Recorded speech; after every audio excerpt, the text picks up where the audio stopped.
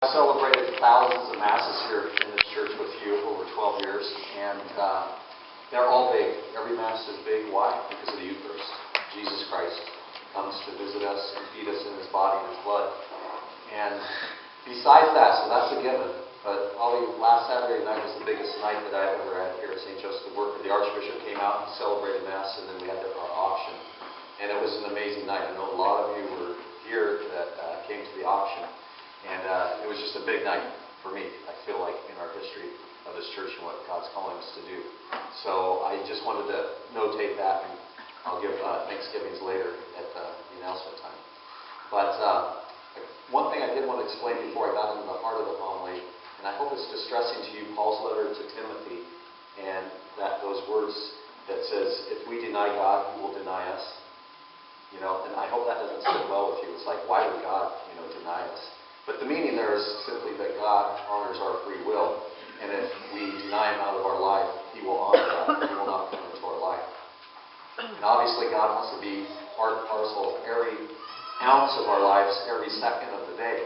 And brothers and sisters, I think we have a long way to go on that. Amen? I think we can compartmentalize God and say, my relationship with God is a Sunday obligation. But really, it's a 24-hour day, a week celebration of the life that He's constantly offering to us. And that's exciting. The fire that we talked about this last weekend. Beautiful thing about last weekend, actually, the Archbishop was preaching about fire, fanning the flame, the fire, was that at one point, the Archbishop said, I'm talking to you about this fire, but I'm preaching to the choir. So thank you. That's good news for me, because that's great fruits. And he mentioned that to me again this week. It's like, boy, the spirit of your parish. His mother came out after Mass, his mother Joyce, and she said, boy, you have a great spirit here. And then piggyback on that, my mother said, wow, it's great to have, or you have a group that loves God, and that is wonderful. And so, kudos to you as you have received the Spirit, invited the Spirit to continue to grow in that Spirit. But tonight I wanted to talk about two journeys and two takes on those two journeys. And the first journey I wanted to talk about, well, first, backing up before that, I wanted to pull out this instrumentation here. What is this called? Right. So we're here at Stethoscope tonight. Can I see your pulse? Okay. She has a heartbeat. It's working. She's okay. But really, the stethoscope, and that's the way that we can look at church, is we come in here to take the pulse. How's your pulse doing? How's your life doing? That's what church is about. And I like to propose to you, and you've maybe heard this analogy of church before, but the church is a hospital. It's a hospital for people that are bleeding. It's a hospital for people that need. It's a hospital that we rely on someone greater than ourselves to be healed, to be bound up, to be made whole. That's what the church is. And, I've been recently having some physical problems with my skin. It's just like a little rash or whatever. Don't come up and touch it after Mass, okay? But it tells you, and it's pretty obvious that there's something wrong, right? And we're pretty good about attending to people as long as it's pretty obvious and visible that something's wrong. They might be limping, they might be sneezing, they might be having a rash on their face. But that's just part of it, and it's really not the heart of it. But we can cover up the heart a lot, and cover up what's going on inside a lot.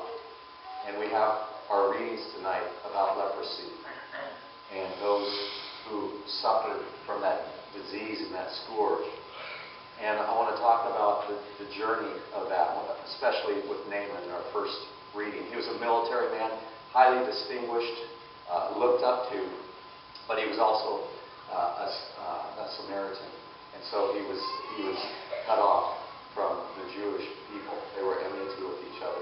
So, in his coming to the Lord, in his leprosy, there was a couple things.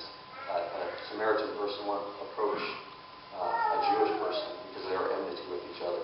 And then also he had leprosy, so he was unclean. He was ritually unclean. So he was making this journey.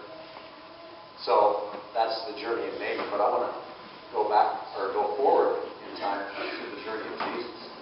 And the journey of Jesus was that in our gospel we read today that he was going up to Jerusalem. So, and Luke is very emphatic with this. When he's going up to Jerusalem, he's going up to the temple. That's why he's going to Jerusalem. Now the temple was the place of entering into relationship with the living God. It was the place of encounter and forgiveness of sins and being made whole.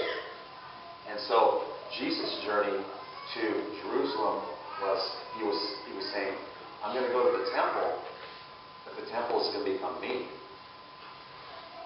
It's going to become my body. That's going to be the temple. It's going to become my universe. Take and receive. Take and eat. Take and drink. This is my blood for the life of you and the life of the world.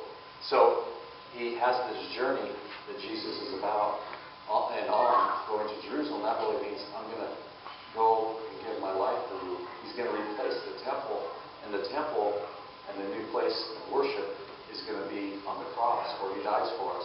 And then that's translated for us into the altar that he's come for us. So he comes to bring that journey for us.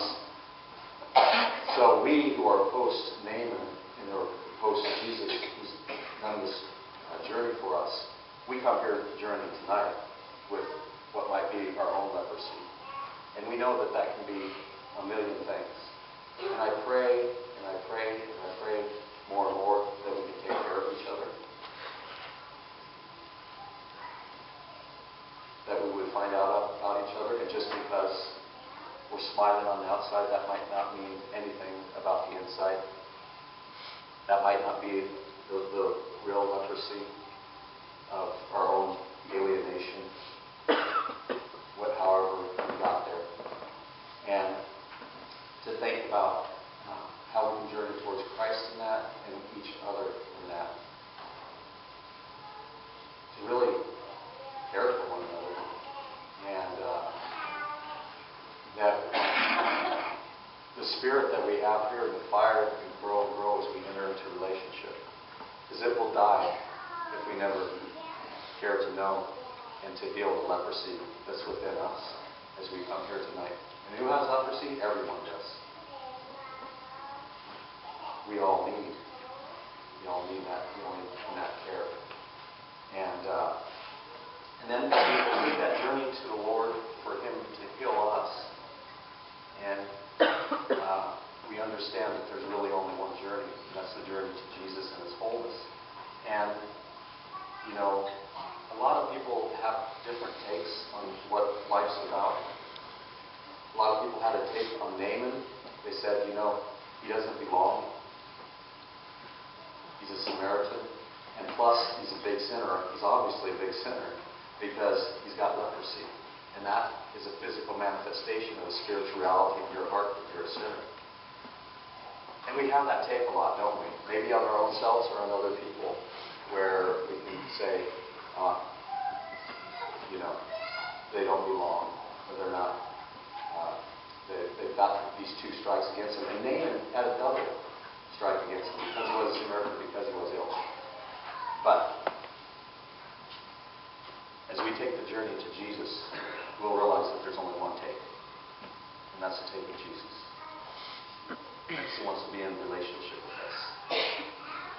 And he wants to heal us as he healed the leper. So we need and we must pray that to understand that there's really only one journey, and that's the journey with Jesus. And there's only one take. That he will heal every leper who comes to him. He will make them whole. And that's why we come to him here tonight.